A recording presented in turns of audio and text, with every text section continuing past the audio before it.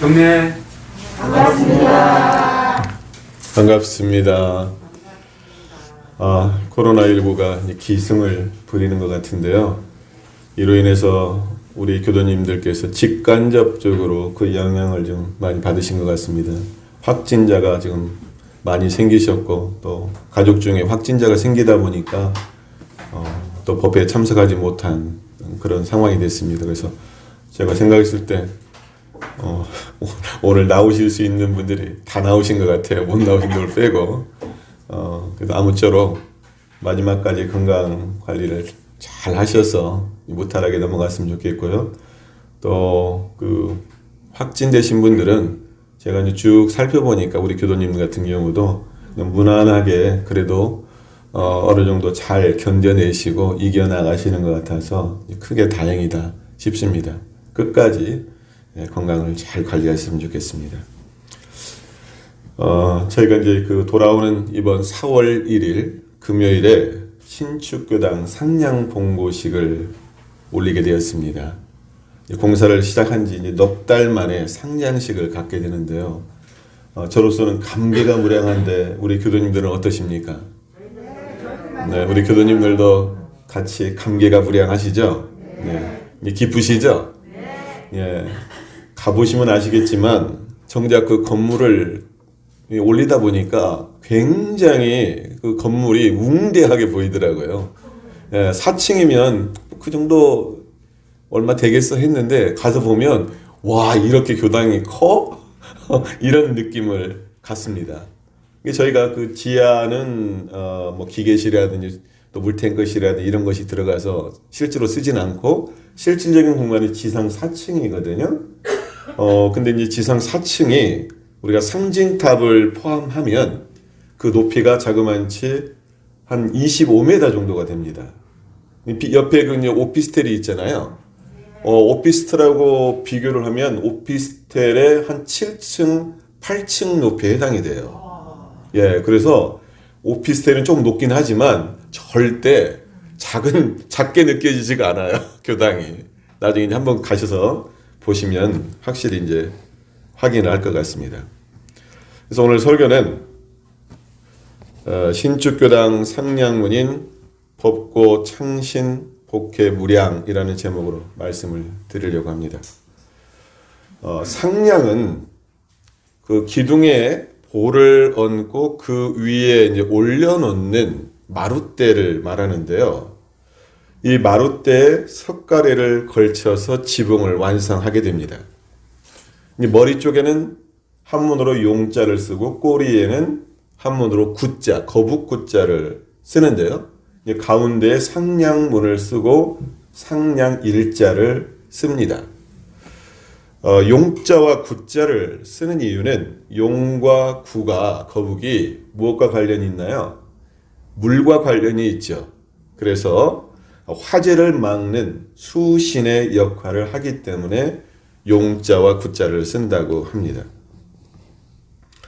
그 상냥문에는 그 건물에 살 사람의 기원을 보통 적게 되는데요. 일반적으로 그 기원은 수복, 그러니까 장수하는 것과 복을 기원하는 내용을 적습니다. 그래서 한문으로 천상지 오감, 비 지상지 오복 이렇게 쓰는데 천상지 오광의 뜻은 오색 하늘빛이 감응한다라고 하는 것이고요. 비지상지 오복이라고 하는 것은 오복을 땅이 준비한다 이런 뜻을 갖고 있습니다. 근데 우리 교당에서는 상냥문으로 어떻게 정했냐면 법고 창신 복회 무량 이렇게 썼거든요. 그래서 법고 창신이라는 것은 옛 것을 본받아서 새로움을 창조한다. 복회 무량은 복과 지혜가 한량 없기를 기원한다는 그런 뜻을 가지고 있어요.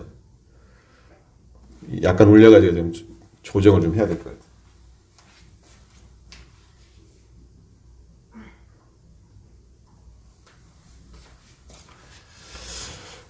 그래서 상냥문의 길이는 이제 좀 저희가 카톡방에 올렸는데 그 길이가 2m가 되고요. 그리고 그 상량문의 폭이 29cm, 또 그 송판의 두께가 3cm 이제 소나무에다 썼는데 제가 공지한 바 같이 우리 교당의 명필이신 정양서 단장님께서 그 상량문에 글씨를 써 주셨습니다. 뭐 오늘 이 자리에 참석하지 못하셨지만 그래도 그 노고에 대해서 또 박수 한번 보내주시면 좋을 것 같아요.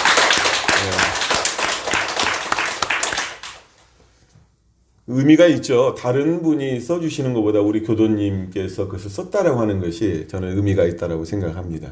그래서 오늘 저희 이제 설교는 먼저 원불교 최초의 교당인 구간도실 상량문에 대해서 개괄적으로 말씀을 드리고 이어서 우리 이문교당의 상량문에 대해서 말씀을 드리려고 합니다. 자, 우리 원불교의 최초의 교당이 무엇인지 아시죠? 예, 이름이 구간도실이라고 합니다. 이 구간도실이 어디에 있죠? 네, 영산 성지에 있죠. 영산 성지 옥녀봉 아래에 있습니다. 근데 왜 구간도실이냐면 전면 3칸, 측면 3칸 해가지고 총 9칸짜리 집이라 해가지고 구간이고 도실 그렇게 이름을 붙였는데요. 그냥 9칸짜리 살림집이 아니라 그 용도가 뭐냐면은 도실로 쓰였다는 겁니다.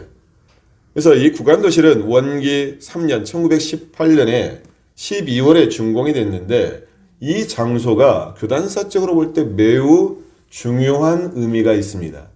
이 구간도실에서 어떠한 일이 진행됐냐면 거기가 바로 방언공사가 진행이 됐고 법인성사가 진행된 곳이 구간도실입니다. 아시죠? 근데 지금 현재 옥녀봉 아래에 그 구간도실이 그 자리에 남아 있습니까? 없습니까? 네, 터만 남아 있죠? 네, 그 터만 남아 있고 그 구간도실이 어디로 옮겨졌냐면 영산 사무소 대각전 위쪽에 영산원이라고 하는 이름으로 그것을 원형 그대로 옮겨졌어요. 그러니까 구간도실의 원형이 어디 있냐면은 영산 성지의 영산원이 구간도실이 되죠. 우리 소태산 대종사님께서 이 구간도실을 지으실 때 상량문을 쓰셨는데 그 상량문에 해당되는 내용이 대종경 서품 12장에 나와 있습니다. 이것을 함께 이제 봉독을 해보려고 하는데요. 전서 100쪽에 나와 있거든요. 전서 100쪽 한번 보시죠. 대종경 서품 12장. 자, 찾으셨어요? 자, 함께 봉독하십니다. 길령리 옥녀봉 아래에 이 회상 최초의 교당을 건축할 때 대종사 그 상량에 쓰시기를 사원기 1월 직춘추 법녀라 하시고 또 그 아래에 쓰시기를 솜수만목 이어춘잎 개합천봉 세우명이라 하시니라. 이렇게 한문으로 상량문을 쓰셨는데요. 자, 사원기 1월 직춘추 법녀라고 하는 것은 해석을 하면 뚜렷한 기틀에 해와 달이 북질해서 춘추의 법녀를 짜고 그렇게 되고요. 송수만목 이어춘이 괴합촌봉 세우명은 해석을 하면 소나무는 일만나무에 남은 봉을 거두어 서 있고 시내는 일천봉우리에 가는 비를 합하여 소리치며 흐른다. 이렇게 해석이 됩니다. 굉장히 멋진 표현이거든요. 근데 이것을 한마디로 말하면 소태산 대종사님이 앞으로 건설할 새 회상의 건설의 포부를 드러낸 것이다 라고 볼 수가 있습니다. 자, 한번 생각을 해보세요. 자, 9칸짜리 집이죠. 그리고 당시의 제자는 몇 명이었습니까? 9분이었거든요. 아주 작고 조촐한 공동체였어요. 지금 원기 107년 지금의 원불교의 그 시초가 어디였느냐? 바로 구간도실이었다는 거예요.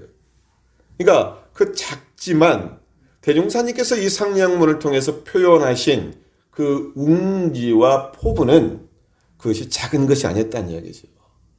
그래서 뚜렷한 깃털에 해와 달로 북질해서 춘추의 역사를 얘기하는 거거든요. 새로운 역사의 법률을 짜겠다.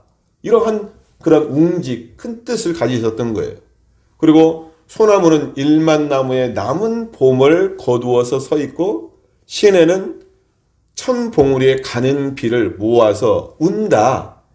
그래서 앞으로의 그러한 기상과 위력으로 새 회상을 건설하겠다라고 하는 포부가 담겨 있습니다. 기독교 성경에 이런 말씀이 있습니다. 너의 시작은 미약하나 그 끝은 창대하리라. 많이 들어보셨죠? 네. 보통 그 식당 가면은 이 문구가 많습니다. 너의 시작은 미약하나 그 끝은 창대하리라. 번성하라는 얘기잖아요. 예? 세계적인 IT 기업인 애플의 창업이 어떻게 이루어졌냐면 자그마한 창고에서 시작됐어요. 그리고 지금 세계적 기업인 삼성 같은 경우 이병철 회장이 대구에서 삼성상해라고 하는 조그마한 가게에서 출발했습니다. 그리고 현대 같은 경우는 정주영 회장이 쌀가게에서부터 시작을 했어요. 그런데 지금 세계적인 기업이 되었다는 얘기죠. 그래서 그 시작은 모든 것들은 다 그렇습니다. 모든 것들은 그 시작은 미약했으나 그것이 커지고 커져서 발전하고 발전해서 그 끝은 창대해지는 거죠. 그리고 그 발전이 지금 진행형입니다. 자, 생각을 해보면 그 구간도실 9칸짜리 그 집은 그 시작은 미약했었던 거죠. 그런데 100년이 지난 지금 우리 원불교는 어디를 향해 나아가고 있느냐? 바로 세계를 향해서 우리 원불교가 나아가고 있습니다. 그래서 대종사님께서는 450년 결실, 4,500년 결복을 말씀을 하셨는데요.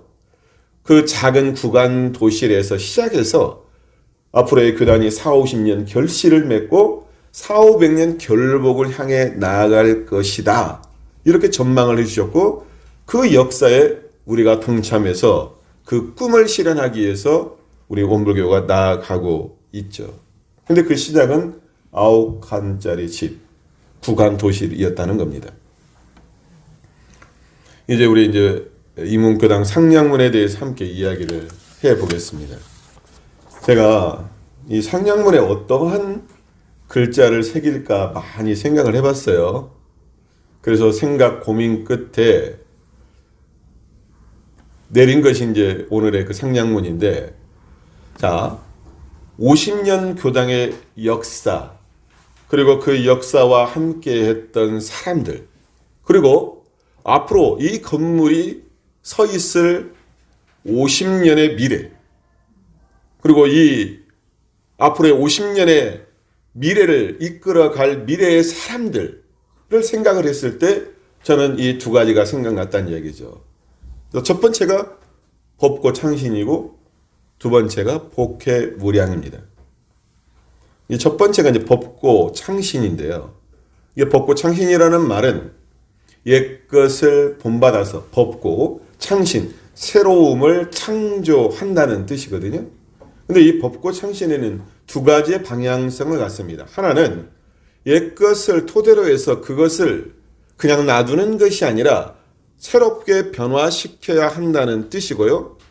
다른 하나는 새로운 것을 만들어갈 때는 그 근본을 잃지 않아야 한다라는 뜻을 갖고 있습니다.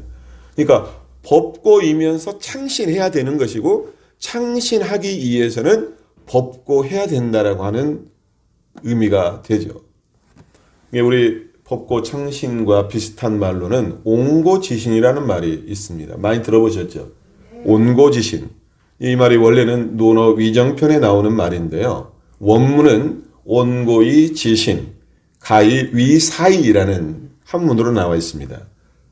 그 뜻은 옛 것을 익히고 새로운 것을 지신, 알면 가히 스승이 될 수 있다라는 뜻이거든요. 그래서 온고지신의 의미는 과거의 전통과 역사, 학문을 먼저 충분히 익히고 그 바탕 위에서 새로운 것을 배워야 한다라는 뜻이에요. 그러니까 새로운 것을 배우는 데 있어서 아무것도 배움이 없이 새로운 걸 배울 수가 없다는 얘기죠. 그리고 이제 공자께서는 지식을 전수하는 그 역할에 있어서 온고 지신이야말로 참다운 스승에게 요구되는 중요한 덕목이자 태도다 이렇게 얘기를 했습니다. 그러니까 모든 가르치는 사람은 스승이 될 자격을 갖춘 사람은 어떤 사람이 되어야 되느냐? 온고지신할 줄 알아야 한다고 하는 거죠. 그러면 우리는 왜 이문교당 신축건물 상량문에 법고 창신 이 네 글자를 써 넣어야 할까? 왜 우리는 법고 창신을 써 넣어야 할까? 우리 교도님들 이문교당 교당 창립 봉불식이 언제였는지 아시나요? 그때 함께 하셨던 분들은 제 생각에는 이 자리에는 아무도 안 계실 것 같은데 그러시죠? 창립 봉불식 때 이때가 언제였냐면은 원기 57년 5월 16일이었어요. 원기 57년 5월 16일. 그러면 어떻게 됩니까? 딱 몇 년 전이에요? 지금이 107년이니까. 예, 딱 50년 전이에요. 50년 전. 이 교당 연영을 보니까 그렇게 써 있어요. 그 당시에 150여 명의 호법동지 축하 속에 봉불식 거행. 그날 참석한 인원이 150명이었다는 얘기입니다. 그리고 그때 설법을 해주신 분이 누구냐면 상산 박장식 종사께서 해주셨어요. 그래서 지금 원기 107년 올해가 교당 창립 50주년이 되는 해입니다. 뜻이 있죠. 그리고 올 가을에 우리가 새롭게 이 교당을 신축하고 봉불식을 가질 예정인 거예요. 그래서 우리 교당의 신축 봉불은 교당 창립 50주년의 해에 이 봉불식을 하는 뜻깊은 의의가 있습니다. 자, 그리고 우리 교도님들 아까 청타님이 저쪽 가르쳤는데 자, 기와집을 벗어나서 새로운 교당을 지은 것이 언제인지 아세요? 네, 봉불식 날은 지금 원기 85년 10월 8일로 되어 있네요. 저게 보니까 이때도 연역을 보니까 당시는 570명이 참석했다라고 기록되어 있어요. 그때 참석하셨던 분들 기억나세요? 한 500명 정도 오신 것 같으세요? 많이 왔어요? 네, 여기 참석하신 분들 몇 분 계시네. 봉불식 사진에 지금 계신 분들이 여기 있으시구만요. 근데 당시에 이제 서울 격구장이셨던 이산 박정훈 종사께서 봉불식 설법을 했다라고 되어 있습니다. 저는 그렇게 생각을 합니다. 교당 창립의 50년 역사에는 이 50년의 역사에는 자, 초대 교무님이셨던 평타원 강순상 교무님을 비롯한 역대 교무님들이 계십니다. 그리고 그 교무님을 보좌해서 교화를 하셨던 많은 부교무님들이 계시죠. 그리고 50년의 그 역사 속에는 창립 요인들로부터 역대 교도 회장님, 교도 부회장님, 단장 중학을 비롯한 제가 교역자 그리고 교도님들 한 분 한 분들이 이 50년 역사의 주인공들이셨다라고 하는 거죠. 그래서 이 50년 교당의 역사 속에는 교도님들의 피와 땀이 있었고 희로애락이 있었습니다. 우리 교도님들이 이 50년 동안 함께 웃고 함께 울었던 깊은 법정이 있습니다. 그리고 교당 초창기부터 지금에 이르기까지 지켜온 숭고한 정신이 있는 거죠. 근데 이것을 우리가 잊지 말자. 이것을 본받자라고 하는 것이 뭐냐면 법고입니다. 법고. 그러죠. 옛것을 본받는다. 그리고 또 하나는 교당 신축의 측면을 보더라도 우리 교당이 지금 새롭게 교당 신축을 하는 그 법고 그 근원을 쫓아가 보면 자, 처음 기와집에서 시작해가지고 새롭게 교당 신축을 했어요. 그래서 그 교당에서 우리가 몇 년을 살았냐면 또 딱 20년을 살았어요. 옛날 그 교당에서. 그래서 휘경로 7길 17번지에서 그 둥근 원형으로 둥근 그 상징탑으로 대표되는 교당 건물에서 우리가 20년을 살았습니다.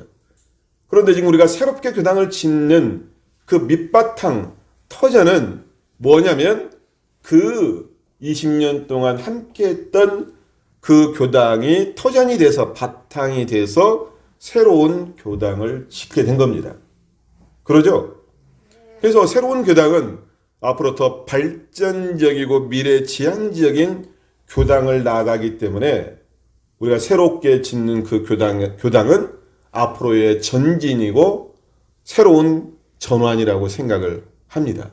그래서 이런 점에서 보면 우리가 교당 신축을 하는 것도 신축의 측면에서 봤을 때 옛것을 본받아서 새로움을 창조하는 법고 창신의 정신이 여기에 들어가 있다. 동의하세요? 그렇게 생각이 드세요? 겸해서 이제 생각해 볼 것은 우리 원불교라고 하는 이 새 종교의 개교도 법고 창신의 정신이 들어가 있습니다. 자, 우리 소태산 대종사님께서 대각을 이루신 후 석가모니 부처님께 그 깨달음의 요원을 정하시죠. 그리고 앞으로 장차 회상을 열 때에도 불법을 주체 삼아서 완전 무결한 새 회상을 건설하겠다라고 하는 불법의 선언을 하십니다. 대종사님께서 불법의 연원을 단 것은 뭐가 되는 겁니까?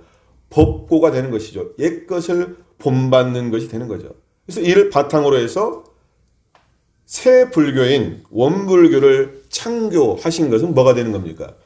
창신이 되는 거죠. 그런데 우리 대종사님께서는 옛것을 본받되 거기에 머물지는 않으셨습니다. 근본 가르침 정신을 이어받되 새롭게 시대에 맞게끔 혁신하려고 하셨어요. 그래서 예법을 혁신하셨고 조선불교 혁신론을 통해서 과거의 불교를 시대화, 생활화, 대중화하는 새 시대의 새 불교로 혁신을 하셨습니다. 이렇게 혁신을 하셨는데 근데 대종사님께서는 그 혁신 중에서도 가장 큰 혁신이 있는데 그것은 뭐냐면 과거 등상불 신앙에서 법신불 일원상 신앙으로 혁신하시는 것, 이것을 우리는 신앙의 혁신이 아니라 신앙의 대혁명이라고 말을 할 수가 있습니다. 요즘 쓰는 말로 라떼는 말이야 이런 말 많이 쓰죠. 라떼는 말이야. 이 말이 어떤 뜻이냐면 좀 나이 먹은 사람이 좀 세월을 많이 산 사람이 과거를 회상하면서 좀 젊은 사람들한테 뭐 훈계조 내지는 나는 이렇게 살았어라고 이야기하는 투로 쓰는 것이 라떼는 말이거든요. 근데 이 말을 젊은 사람들은 어떻게 느껴질까요? 예, 꼰대 내지는 구닥다리로 느끼는 것이 젊은 사람들의 태도예요. 보통 그러잖아요. 자, 법고라고 했어요. 옛것을 본받는다고 해가지고 우리가 옛것만을 고집해서는 안 됩니다. 그 말은 우리는 새로움을 지향해야 되는 거죠. 변화해야 되는 거죠. 그래서 과거 50년 전에 30년 전에 10년 전에 이야기에 머물러서는 안 된다는 한 거예요. 우리는 어떤 것을 이야기해야 되느냐? 지금 현재를 이야기해야 되고 미래의 10년, 20년, 30년에 대해서 그 꿈을 이야기하고 준비를 해야 되는 거죠. 그 전환점이 무엇이냐? 바로 교당 신축이라고 생각을 합니다. 그리고 우리 교당은 교당 신축을 통해서 미래를 향해서 새로운 교화를 향해서 앞으로 나가야 한다. 그것이 교당 신축이 우리 교당의 새로운 전환점이고 저는 그렇게 생각을 했어요. 교당의 역사가 최고 초창기 때 기와집으로 시작했던 우리 이문교당이 그때가 일기라고 한다면 20년 전에 새로운 교당을 져서 교화했던 그 터전이 2기, 이제 새로운 교당을 져서 나아가는 그것이 3기가 될 것이다. 그래서 3기에는 우리가 어떤 교화를 할 것인가, 어떤 교당을 만들어 갈 것인가, 이것은 과거의 것을 본받아 가지고 앞으로 새로움을 향해서 나가야 된다라고 하는 거죠. 근데 창신, 새로움을 만들어 가는데, 창조하는 데 있어서는 그냥 가만히 있어도 되는 게 아닙니다. 도전이 필요해요. 가보지 않은 길을 가기 위해서는 용기가 필요합니다. 실패를 두려워하지 않고 새롭게 나아가고자 하는 끈기와 인내가 필요합니다. 자, 상령문 두 번째는 복회무량인데요. 복회무량은 복과 지혜가 한량 없다는 뜻이거든요. 자, 우리가 그냥 아주 기본적인 생각을 한번 해보시게요. 종교 생활의 목적은 뭘까요? 우리가 원불교를 다니는 가장 기본적인 목적을 뭐라고 말을 할 수 있을까요? 항몽이 원불교를 다니는 목적을 뭐라고 말할 수 있어요? 다 같이 행복해지려고. 네, 다 같이 행복해지기 위해서. 네. 우리 선생님은 어떻게 생각하세요? 나는 왜 교당을 다닙니까? 원불교를 다닙니까? 쉽게 말하면. 말하신 대로. 근데 이제 또 거창하게 말하는 분들도 있어요. 나는, 예, 그러니까 거창하게 말하신 문제가 나왔네. 나는 성불재중을 목적으로 교당을 다닌다. 부처가 되고 중생을 제도하는 그 일에 참여하기 위해서 교당을 다닌다. 굉장히 숭고한 답이죠. 그런데 현실에 있어서는 내가 왜 교당을 다니는가라고 했을 때 그 목적이 지혜롭고 복된 삶을 살기 위해서인 거예요. 회복을 구하기 위해서 우리가 종교 생활을 합니다. 자, 그런데요. 회복, 복회 같은 글자인데 이게 지금 전환만 되어 있잖아요. 뒤바뀌어 있잖아요. 무엇이 먼저라고 생각하세요? 자, 지혜와 복 중 어떤 것을 더 얻고 싶으세요? 희원님. 지혜요? 네. 아이고, 내가 생각했던 답은 아니. 나는 희원님은 복이라고 말할 줄 알았어. 왜요? 네? 몰라요. 저도 왜 그런지 모르겠어. 근데 그 말이 굉장히 중요합니다. 지혜로워야 복을 얻을 수가 있고요. 지혜로워야 그 복이 참된 복이 될 수가 있어요. 만약에 그 복만 취하면 순간적으로 일시적으로 복은 얻을 수 있지만 그 복 자체가 어떻게 되냐면 나한테 재앙이 될 수도 있어요. 지혜가 없으면. 그래서 해복인데 저희 교당 상령문에는 복해를 먼저 놨어요. 복과 해를 넣었어요. 이것을 원래 복과 해가 함께 가면 좋겠죠. 복해 양족이 되면 좋겠죠. 그런데 우리 이문교당의 상령문에는 복해 무량이라고 이야기를 했습니다. 단순히 갖추는 정도가 아니라 그냥 갖추지 않는 정도가 아니라 복과 해가 어떻게 되자는 거예요? 한량이 없다. 무량하기를 기원하는 거예요.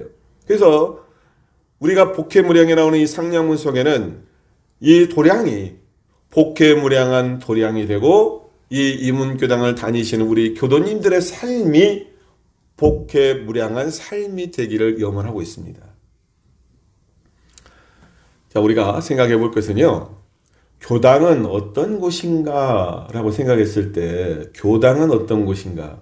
한문으로 보면 교당이 가르칠 교의 집당자거든요. 가르치는 집이에요.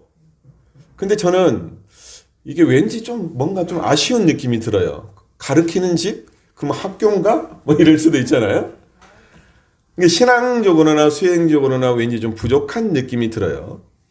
원불교 사전을 보니까 그렇게 나와 있어요. 교당은 원불교에서 직접 교화를 위해 설치한 건물 또는 장소 이렇게 나와 있는데 여기에 사전적 해석도 굉장히 교당을 기능적인 관점에서 해석을 하고 있다. 이건 제 개인적인 소감인데 그렇다면 교당은 어떤 곳인가? 교도님들에게 교당은 어떤 곳인가? 저는 신앙의 공간이고 수행의 공간이고 훈련의 공간이고 공공의 공간이고 또 법정을 나누는 공간이라고 생각을 합니다. 이렇게 다 같이 아울러졌을 때 교당의 의미가 살아나는 거죠. 단순히 모임의 장소, 모임의 공간, 또 가르치는 그런 목적만 가지고 교당, 이것은 부족하다라고 저는 생각을 해요. 교당은 어떤 곳인가? 저는 그 답이 우리가 쉽게 피부적으로 와 닿을 수 있는 것은 성가 30장 교당의 노래에 있다라고 생각을 합니다. 교당의 노래 다 아시죠? 부를 것까지는 없고 제가 한번 가사를 읽어드리면 이 마음 그늘질 때 불을 켜주고 허전할 때 외로울 때 힘을 얻는 곳 지낸 일 돌아보며 깨침을 얻고 가뿐한 마음으로 돌아가리라. 이 마음 메마를 때 물을 대주고 답답할 때 괴로울 때 힘을 얻는 곳 법문을 열어놓고 기다리시니 법회에 나가리라 입선하리라. 왠지 마음이 더 포근해지고 교당을 찾고 싶고 이 마음이 들잖아요. 이 노래 속에서. 저는 우리 교도님들만 복혜를 얻는 교당이 되어서는 안 된다라고 생각합니다. 남들이야 어찌 되든 말든 상관없이 우리만 잘 되면 되겠다라고 하는 것은 굉장히 이기주의적인 생각이죠. 우리가 다른 이웃들과 동포들과 살아가는 데 있어서 중요한 것은 나도 이롭고 남도 이로운 자리이타의 마음이죠. 그리고 또 나뿐만 아니라 이 세상이 아름다운 세상을 만들어가는 봉공의 관점에서 보면 나와 우리 교도님들만 복혜무량한 것이 아니라 이 지역사의 모든 사람들이 복혜가 증진되고 복혜가 양족하고 복혜가 무량한 그러한 법도량이 되어야 한다. 그리고 이것이 중요하다고 생각하는데 우리 교도님들 동의하세요? 자, 그런데요. 우리가 교당만 지으면 그냥 저절로 스스로 복혜무량한 교당이 됩니까? 네? 교당만 딱 지어놓으면 그렇게 됩니까? 아니요. 복은 지어야 하고 지혜는 닦아야 해요. 복은 씨앗을 심고 가꾸지 않으면 절대로 그 열매가 맺지 않습니다. 그리고 우리가 마음을 맑히고 밝은 지혜의 샘물을 끌어올려야 돼요. 그래서 밝은 지혜는 복을 불러오고 또 복 중에서는 어떤 복이 제일이라고 그랬습니까? 인연복이고 인연복 중에서는 또 법연이 중요해요. 그러잖아요? 저는 이렇게 생각을 해요. 원불교 이문교당 다니는 사람들은 복과 지혜가 충만한 삶을 살고 있어. 원불교 이문교당 다니는 사람들은 정신적으로나 물질적으로나 육체적으로나 행복한 삶을 살고 있어. 그렇게 보여. 이런 소문들이 나면 사람들이 안 오고 백일까요? 이런 소문들이 마구마구 나가지고 이 지역사회에 아이고 원불교 가면 원불교 다니는 사람들은 지혜와 복과 복이 충만하더라. 잘 산다더라. 행복하게 산다더라. 이렇게 되면 궁금하고 궁금해서 함께 가보자. 우리 원불교 한번 가보자. 이렇게 하는 것이 교화라고 생각을 합니다. 그래서 교화는 어떻게 해야 잘 되는가? 원불교를 다니면서 행복한 사람, 원불교를 다니면서 성공한 사람이 많으면 잘 됩니다. 그것이 바로 해복을 갖추는 것이고, 그래서 우리 이문교당이 복혜가 무량한 그런 교당이 되면 좋겠습니다. 오늘 설교를 마무리하겠습니다. 집을 짓는 데 있어서는 기초석도 필요하고요. 기둥도 필요하고요. 대들보도 필요하고 석가래도 필요합니다. 돌멩이 하나, 흙 한 줌 다 필요해요. 각각 제 위치에서 제 자리를 찾고 제 기능을 발휘하게 됩니다. 모든 것들이 한데 뭉치고 모였을 때 튼튼한 교당, 아름다운 교당이 될 수 있습니다. 새 교당의 상량문을 우리는 법고 창신 복회 무량으로 정했습니다. 함께 한번 따라 한번 해보실까요? 자, 법고 창신, 복회 무량. 원기 107년 올해가 교당 창립 50주년을 맞이하는 해입니다. 우리는 옛것을 바탕 삼아 새로운 도약을 준비하고 있습니다. 새로운 법도량에서 한량없는 복과 지혜가 나오고 우리뿐만 아니라 이 지역사의 모든 이웃들, 동포들이 이 법도량에서 함께 즐기기를 염원하면서 오늘 상량봉고식 기념 설교를 마치겠습니다. 감사합니다.